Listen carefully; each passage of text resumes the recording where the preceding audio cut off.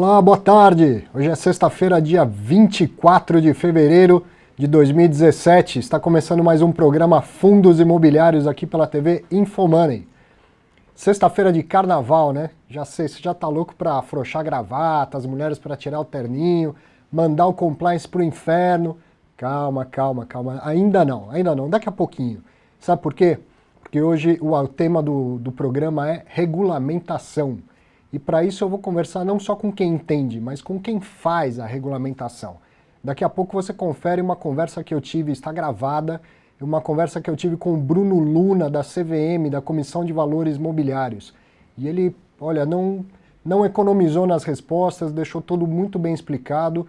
Você sabe que a regulamentação mudou há pouco tempo e ainda tem alguns pontos que geram bastante dúvida, principalmente conflitos de interesse, taxa de administração, e ficou tudo bem explicado nessa conversa, vai valer muito a pena você acompanhar. É isso aí.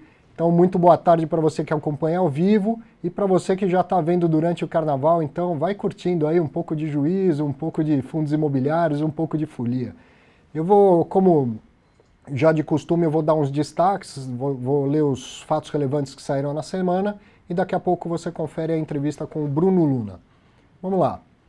Primeiro fato relevante dessa semana foi do fundo imobiliário Lateris, o LATR11B de bola. Esse fundo, você se lembra, ele vendeu, exerceu uma opção de venda de um terreno e agora recebeu a segunda parcela dessa venda, um valor aí de 2.424.000. Então desse valor, 1.900.000 e pouco vai ser distribuído como amortização de cotas, né, 1.959.000, isso dá R$ 15,78 por cada cota.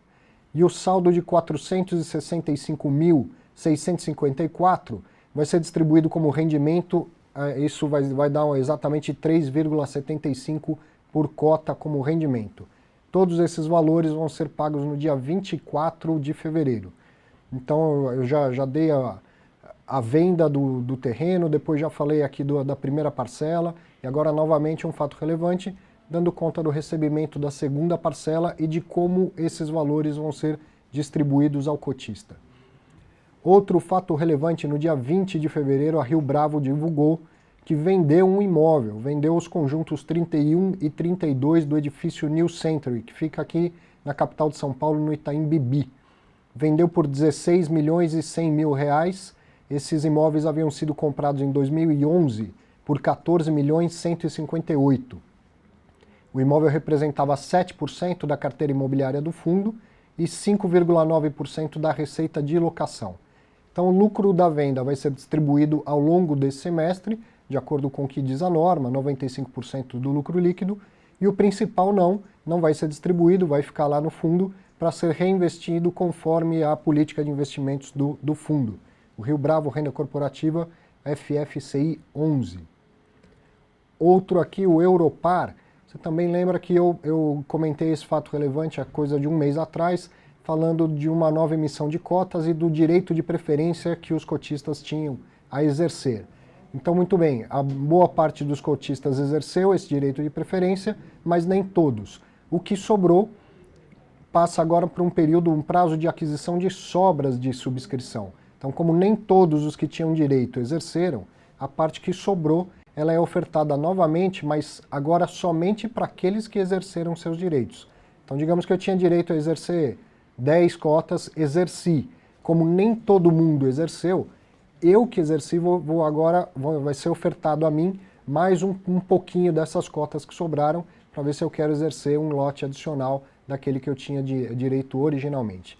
Então, os cotistas que têm esse direito podem comprar essas cotas a mais até o dia 9 de março de 2017. Então, se você tem interesse, entre em contato lá com a sua corretora ou com a administradora do fundo.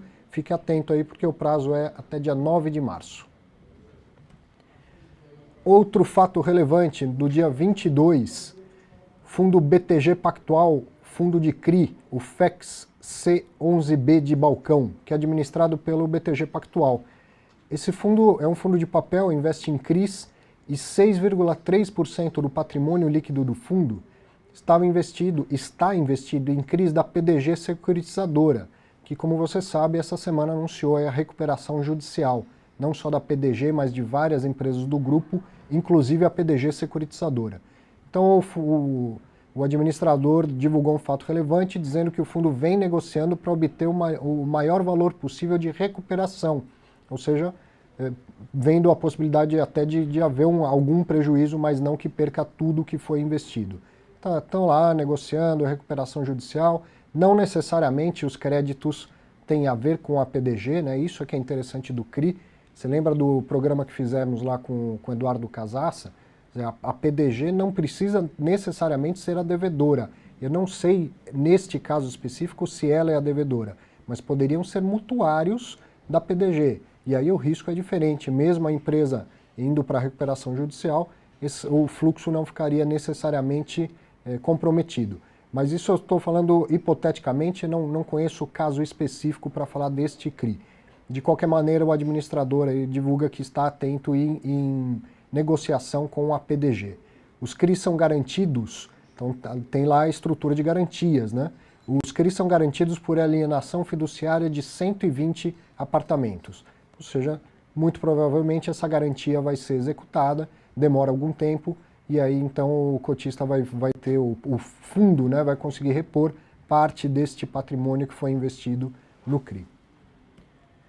Muito bem, foram esses os fatos relevantes da semana.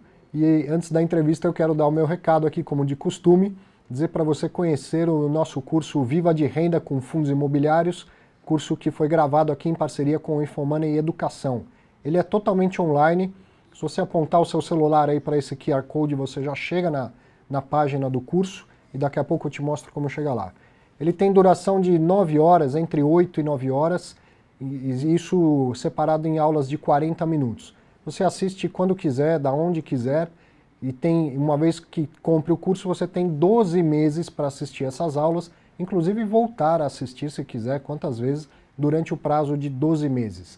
Ele foi dividido em 4 módulos, e você vai desde conhecer a origem e a regulamentação dos fundos imobiliários, até entender os fundos em si, a diferença de um fundo que investe em papel para um fundo que investe em shopping, e todos os segmentos que eles atuam. Depois eu faço uma comparação dos fundos imobiliários com imóveis, com ações e com renda fixa, para que você entenda as oportunidades e os riscos de colocar fundo imobiliário no seu portfólio. E por fim, trato de tributação, outra coisa que está bem na época aí, né? Você sabe fazer a declaração de imposto de renda referente aos seus investimentos em fundos imobiliários? Tem lá no curso, passo a passo, com telas do programa da Receita, inclusive. Vou mostrar aqui como é que você chega lá pelo site do Infomoney, ó.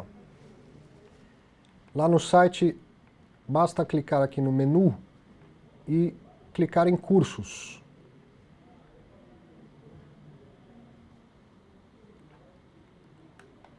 Na página de cursos do Infomoney Educação, vindo um pouquinho mais para baixo, você chega aqui, ó, Viva de Renda com Fundos Imobiliários, clica lá em Saiba Mais, e vai ter acesso a todo o conteúdo programático, todas as instruções.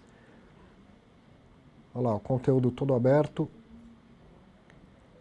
As instruções como faz para comprar, o curso custa R$ 499.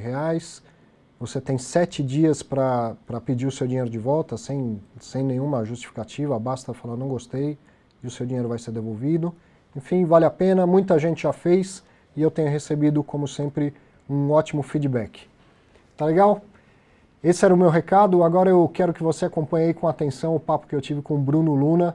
Uma conversa realmente muito importante. Eu fiquei bem satisfeito de ter tido essa conversa. Acompanhe aí, a gente se fala daqui a pouco.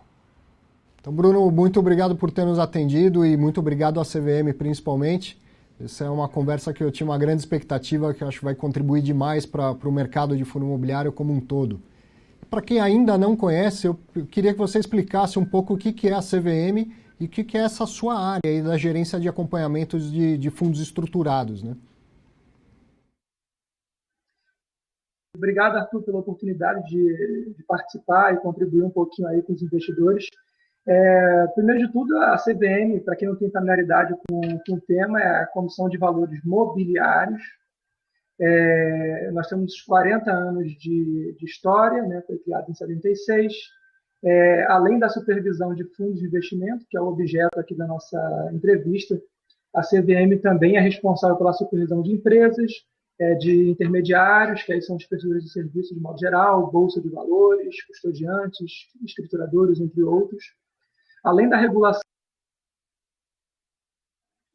né, na punição e enforcement de nossas normas, além do desenvolvimento do mercado, que é basicamente você estar atento às tendências e dialogar e criar alternativas para ajudar o mercado a se desenvolver. Acho que essa pequena introdução resume um pouco o que é a CVM. Em relação à minha gerência, a gerência de acompanhamento de fundos estruturados, a gente não cuida só de fundos de investimento estruturados, né, que são basicamente FDIC, que são os fundos de direito creditório, os fundos imobiliários, os fundos de investimento em participação, que é a indústria nossa de private equity, mas também a gente faz a supervisão dos certificados de recebível imobiliário e também certificados de recebível do agronegócio. Né, quem quiser entender um pouquinho do que a gente faz no decorrer dos anos, a gente tem um plano de supervisão, que ele é divulgado para o mercado a cada 2 anos, que é o plano de supervisão baseado em risco. Ele pode ser obtido no nosso website, e lá vem detalhando um pouco do que a gente fez no semestre, o que a gente encontrou, principais preocupações e assim por diante. Então, o fundo imobiliário, na verdade, é dos fundos de investimento que a gente supervisiona e regula lá na nossa área. Poderia chamar de uma área de inovações financeiras, né? Essas coisas mais recentes, a securitização e tal, está tudo aí debaixo dessa gerência, né? Sim. Bom, foi interessante que você já falou sobre CRI e CRA, que também fazem parte da gerência de fundos estruturados, porque justamente uma pergunta que eu ia te fazer. Quando a gente fala de fundo imobiliário, parece que é uma coisa só, mas tem várias estruturas diferentes lá dentro, tem políticas de investimento diferentes, né? Tem fundo que investe em imóvel pronto para renda, tem fundo que vai desenvolver o imóvel, vai construir, e tem os famosos fundos de papel, aqueles que só investem em CRI, LCI, em valores imobiliários. Para fazer a fiscalização, existe algum tipo de segmentação? Como é isso? É um desafio para o regulador também, essa pluralidade dos fundos imobiliários? Não, com certeza. Como eu falei, né, a nossa supervisão é feita toda com base num plano de supervisão baseado em risco. Óbvio, a gente reconhece que tem recursos escassos e tenta otimizar nossas atividades, focando a gente vê mais risco, onde tem um potencial de dano para o mercado maior. Então, assim, fundo imobiliário com certeza é um dos principais produtos que a gente supervisiona, além mesmo do FDIC e FIP, né? Mas eu destacaria aí com certeza os produtos de securitização, FDIC, CRI, CRA e também os fundos de investimento imobiliário. A gente tem praticamente todas as ações de supervisão nossas, tem aí alguma atividade que envolva ou fundo imobiliário ou FDIC em todas elas. Obviamente, assim, mesmo a supervisão desse tipo de produto tem algumas particularidades, né? Então a gente tenta pegar de acordo com algumas temáticas. Então, o fundo imobiliário, por exemplo, além da questão do envio das informações em si e da qualidade da informação que é prestada para o investidor, a gente também tem muito cuidado com as informações contábeis.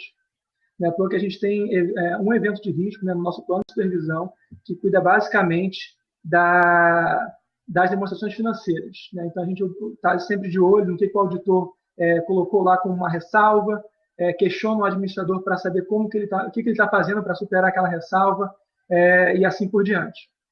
E a gente falava que, inclusive, os fundos imobiliários têm uma participação popular muito grande, muito ativa, até junto à CVM, né? Sim, não, com certeza. Assim, só para te dar um número, a porta de entrada de um investidor na CVM, né, para fazer alguma reclamação ou mesmo uma sugestão, é a nossa Superintendência de Proteção e Orientação dos Investidores, a SOI. Quando a nossa superintendência não consegue resolver diretamente uma questão, ou é alguma questão que envolva algum tipo de supervisão, que demande uma ação um pouco mais, vamos dizer assim, sofisticada por parte da CVM, esse tipo de reclamação sobe para a gente. Então, é aí que a gente tem esse contato mais direto com o investidor. Então, assim, na nossa área, metade das reclamações vem de fundos de investimento imobiliário. A gente regula aí cerca de 3 fundos estruturados, e mais CRI e CRA, e metade de todas as reclamações são fundos de investimento imobiliário. Você vê a participação e o ativismo da indústria. Então, o Bruno, você falava inclusive sobre como fazer a fiscalização, sobre os dados que são enviados para a CVM. Nesse sentido, com a nova 472 e os relatórios mensais e trimestrais, essa informação ficou muito mais completa, o que aumenta a possibilidade de atuação, inclusive, né? Enfim, como eu estava mencionando, o novo regime informacional de fundos de investimento imobiliário, né, ele vai criar muitas oportunidades para os investidores, que a gente está saindo de um mundo onde a gente não tem um nível, vamos dizer assim, tão amplo de informações e está indo para um outro mundo onde a gente tem uma série de informações que vai possibilitar que o investidor compare fundos, enfim, até mesmo fazendo uso do próprio sistema que a gente divulgou no final do ano passado, que é o Fundosnet. O investidor ele vai ter condições de baixar as informações estruturadas, tanto no informe mensal como no informe trimestral, de todos os fundos e fazer comparações e assim por diante. E, por outro lado, obviamente, aumenta a responsabilidade da CVM, porque a quantidade de informações para supervisionar vai ser muito maior. Então, acho que, de certa forma, o ativismo do investidor ele é super bem-vindo, né? Isso nos ajudou muito, eu acho. Eu poderia até resumir que boa parte da reforma da 472 ela veio muito por conta da ajuda dos investidores que deram para a CVM. Nos principais casos, por exemplo, o conflito de interesses, né?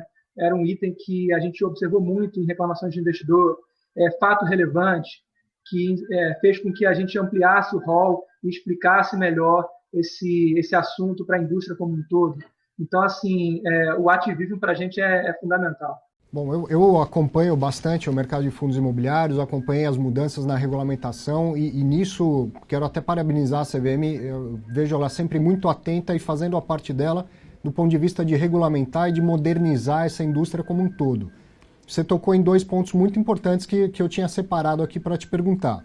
Com a nova 472, entrou em vigor no fim, por completo, em outubro do ano passado, né? Claro, naturalmente, algumas dúvidas surgem no mercado. Uma delas que eu tenho notado é a respeito da taxa de administração. O artigo 36, parágrafo 1º, inciso 1, coisa de advogado isso, né? Falará sobre a cobrança pelo valor de mercado para aqueles fundos que sejam listados em bolsa e façam parte de um índice. Na prática, hoje em dia, o IFIX. Então, ela diz que esses fundos deveriam cobrar a taxa de administração pelo valor de mercado. O que a gente tem observado? Muitos administradores, ao invés de trocar a forma de cobrança automaticamente, convocaram assembleias gerais para questionar se os cotistas aceitam a mudança. Mas vindo essa mudança da regra, da norma, ela não deveria ter sido automaticamente adotada, Bruno? Tá certo? É necessária mesmo essa consulta ao cotista? Eu acho que esse ponto, Arthur, assim, é fundamental e até agradeço por ter a oportunidade de esclarecer esse ponto. O que ocorre? De fato, a norma entrou em vigor plenamente em outubro, mas assim, nem todos da norma é possível que se entre em vigor automaticamente. O regulamento do fundo é basicamente um contrato entre o condomínio e o administrador e os prestadores de serviços do fundo. Então, por exemplo, conflito de interesse, só para citar um exemplo, é um item operacional que a norma definiu uma nova regra. Não tem possibilidade do administrador ter um entendimento diverso do que está na norma. Então, se o regulamento do fundo anteriormente ele dispunha sobre como que funcionava a questão do conflito de interesse no âmbito do fundo, a partir da mudança da norma, automaticamente ele tem que aplicar. Então, ele tem que mudar o regulamento automaticamente. Não tem nem convocar a Assembleia. Ele tem que adequar o regulamento à nova norma e, para isso, ele não precisa consultar ninguém. Exatamente. A mesma coisa se diz respeito a regras de deliberação. Né? Você tinha uma regra anterior, né, que era a maioria 50% mais 1, para algumas matérias sujeitas a quórum qualificado, e agora tem duas regras, né, que uma delas é 25% das cotas emitidas. Então, isso é uma regra operacional. Não há possibilidade de escolha para o administrador ou para o cotista. Então, tem que ser alterado, enfim, automaticamente. Com relação a alguns itens, como que você mencionou, que é a taxa de administração, já é um pouco diferente. A taxa de administração, sim, você tem aí uma janela aí de oportunidade para tanto o administrador como o cotista fazer algumas modificações, até porque a norma não é mandatória em relação a esse ponto. A norma só definiu todas as possibilidades que são possíveis de serem aplicadas dentro de um fundo de investimento imobiliário. Então, se a gente, por exemplo, pegar um caso onde um fundo ele cobrava a taxa de administração de acordo com o PL contábil do fundo, se ele mudasse automaticamente essa taxa e aplicasse o mesmo percentual a valor de mercado, não necessariamente esse novo valor seria compatível com a remuneração que ele recebia anteriormente. Ou mesmo, poderia ser até maior e o cotista não entender que essa é a forma mais adequada, enfim, é a forma que ele entende mais justa para remunerar o seu administrador. Então, nesses casos, os administradores estão corretos, eles têm que convocar uma assembleia para definir essa taxa de administração. O que nós observamos é que alguns administradores não conseguiram quórum para mudar os regulamentos, né? Esse é um ponto. A gente observou isso não só através da supervisão, e a gente já divulgou, a gente deve divulgar aí no decorrer do semestre o resultado da supervisão do último semestre passado, onde a gente observou alguns fundos, e o nosso foco foi nos fundos que eram listados mesmo. Eles não conseguiram se adaptar por conta de questões de quórum, por conta que ele não convocou uma assembleia. E nesses casos, a gente, muito provavelmente nas próximas semanas, a gente está levando para o colegiado a matéria para que o colegiado dê, enfim, a palavra final sobre esse caso. Então, dali a gente pode simplesmente pedir para que o administrador convoque uma nova assembleia até que ele consiga se adaptar, ou mesmo o colegiado flexibilizar, e, por exemplo, reduzir o quórum, ou permitir, por exemplo, um quórum simples, que é muito parecido com o que foi adotado para os fundos 555. Quando a norma foi editada, para as matérias que ensejavam mudança no regulamento, a própria norma definiu que essa mudança seria feita como um quórum simples, numa segunda convocação. Então, assim, esses pontos que vão ser levados ao colegiado para que a CVM dê um entendimento sobre como que esses fundos vão ser enquadrados.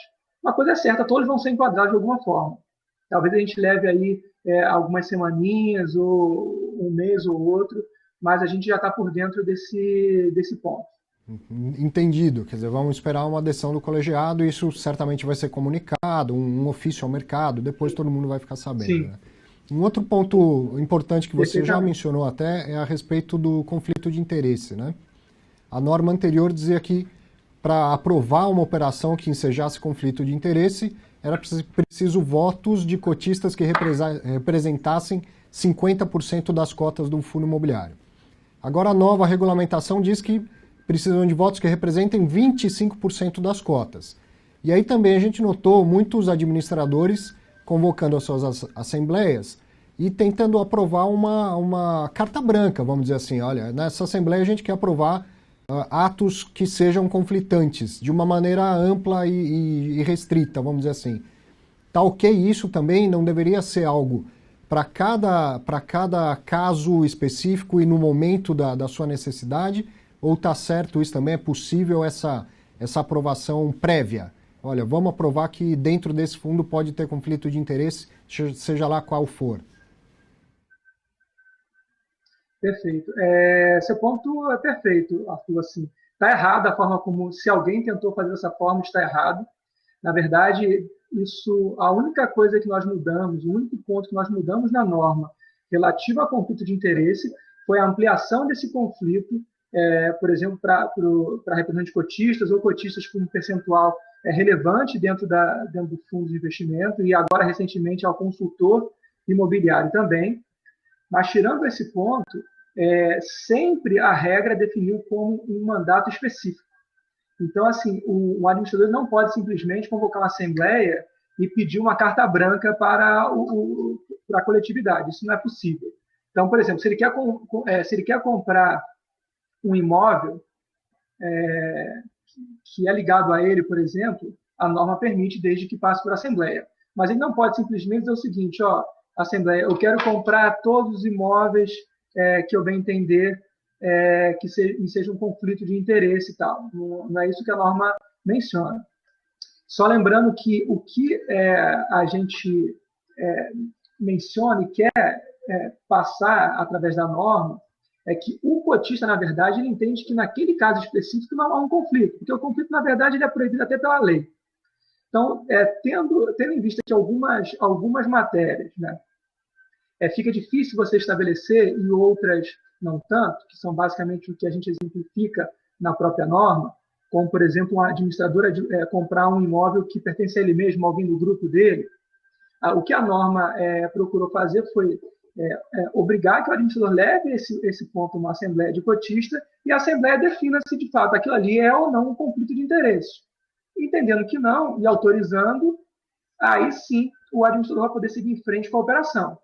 E é por isso que as decisões de assembleia e a autorização que é dada ao administrador tem que ser específica e informada, para que o cotista consiga tomar decisão numa assembleia de cotistas. A intenção ao diminuir este quórum qualificado de 50 para 25 foi justamente viabilizar essa consulta caso a caso, né? Exatamente. O que a gente observou é que 50% era demasiado, né? E esse 25% a gente não tirou da nossa cabeça. No relatório, na audiência pública, quando a gente colocou em audiência pública a proposta de norma, a gente também informou um pouquinho sobre o estudo que a gente tinha feito.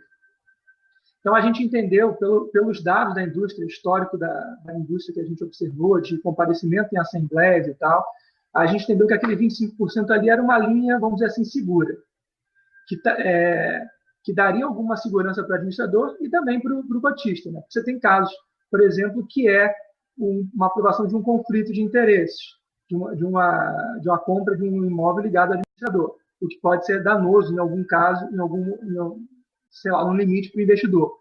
Por outro lado, você também tem um caso onde os cotistas podem tentar destruir o administrador.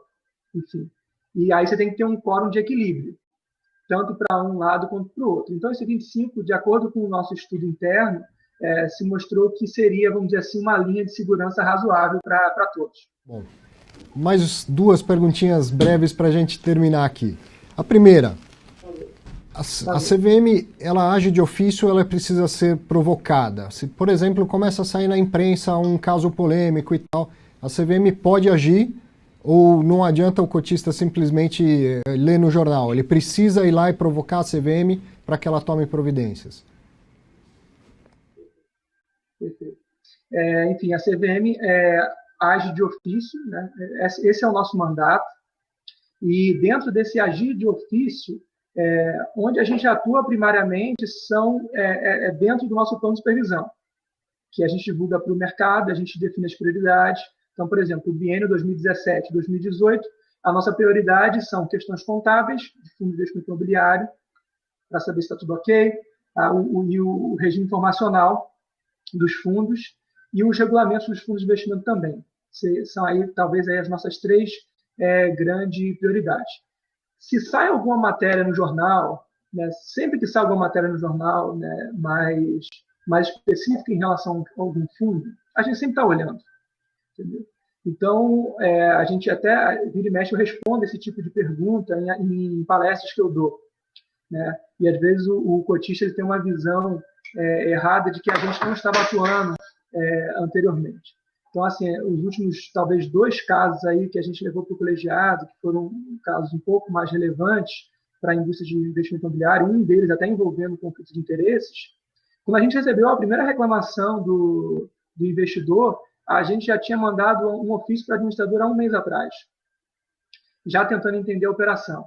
Então, assim, a CVM age de ofício. Obviamente, dificilmente nenhum regulador do mundo consegue cobrir 100% da indústria. Então, assim, por isso que é muito importante o ativismo dos cotistas.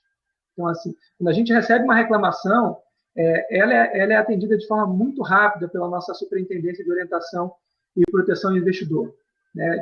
Imediatamente, nossa Superintendência pega a reclamação e encaminha lá para a ouvidoria do administrador ou do prestador de serviço. Mas, sendo que, em alguns casos, existe ali uma divergência de interpretação que talvez tenha que ser solucionada com uma ação de supervisão. E é por isso que a gente atua ali diretamente. Obviamente, só repetindo, a gente atua de ofício. Mas, em alguns casos, é muito importante a participação dos investidores.